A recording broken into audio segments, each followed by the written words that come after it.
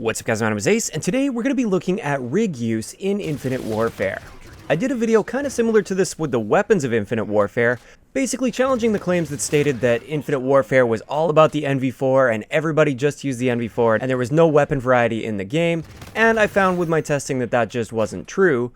After I did that video, I was having a ton of people telling me that I should do this with rigs because a lot of people seem to think the same thing about Synaptic. They think that Synaptic is completely overused and it's pretty much all you ever see in lobbies, and once again, I thought I'd put this to the test. Let's get into it.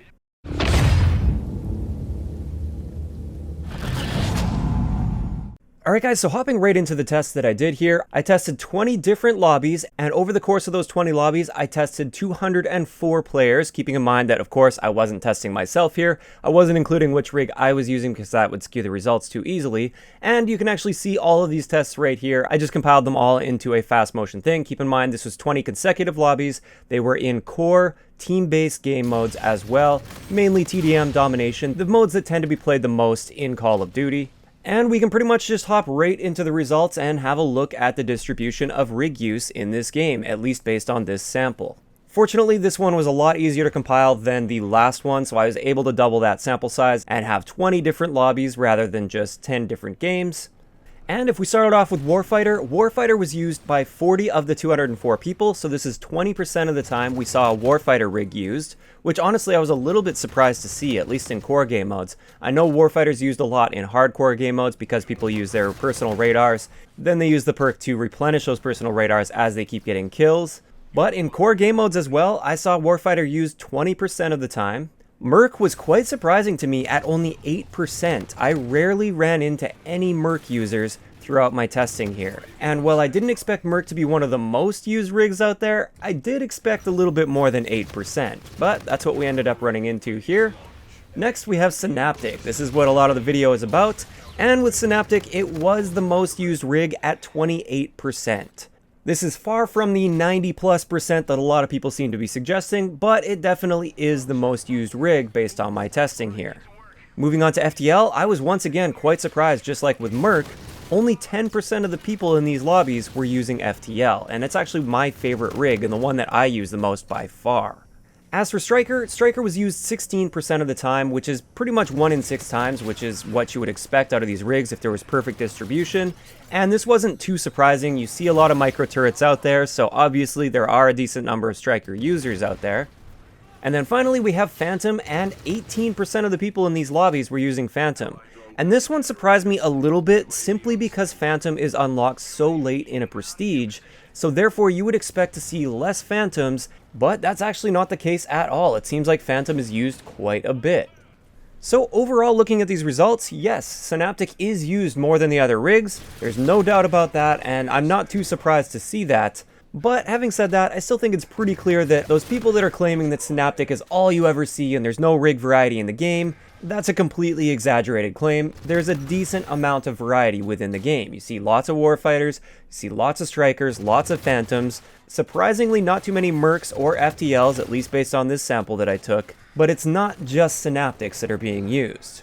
Now one thing that I will mention, and it's something I didn't get into when I tested the guns, this is the skill level of the people using these rigs. The higher the skill level of the player, the more often they're going to be getting themselves into gunfights and into situations, and therefore the more often you will see them.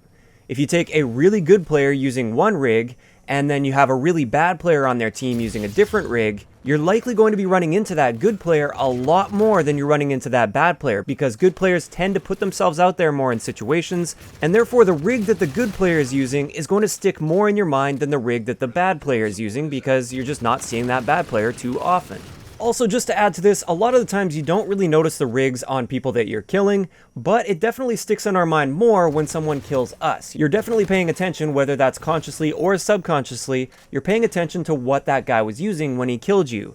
Whereas when you're killing other players, you don't really focus on that too much, because it's just a kill and then you move on to the next one. So again, the people that are more skilled are the ones that are going to be killing you more often, and therefore you're going to be remembering which rig and which setup they were using more often.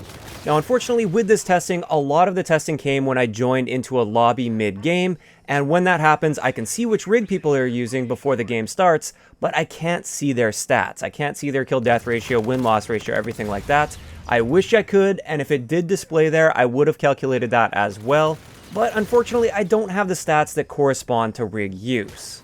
Having said that, I think a lot of people's experience is that a lot of better players tend to gravitate towards Synaptic.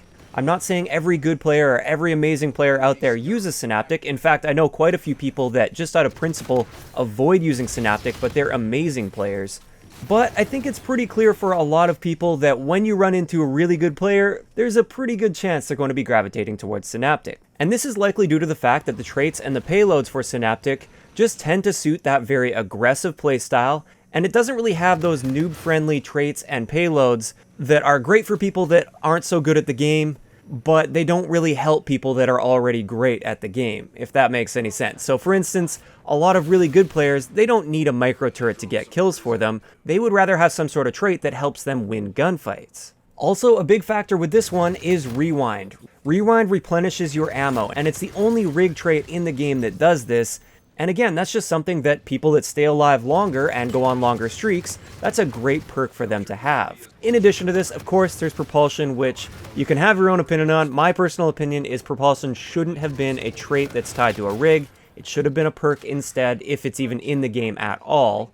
But Propulsion is well suited to an aggressive playstyle, which better players tend to have. So it's not too surprising that better players tend to gravitate towards Synaptic, but overall, looking at these results, it's pretty clear that there is a pretty decent amount of rig variety in this game. And with that, we're going to wrap up today's video. I'd like to know in the comment section below. First off, did any of these results surprise you? Did you think Synaptic would be used more or less than it was? And also, what is your most used rig in Infinite Warfare? If you enjoyed the video, a like rating is always appreciated, and don't forget to subscribe for more if you haven't already. I'll talk to you guys next time.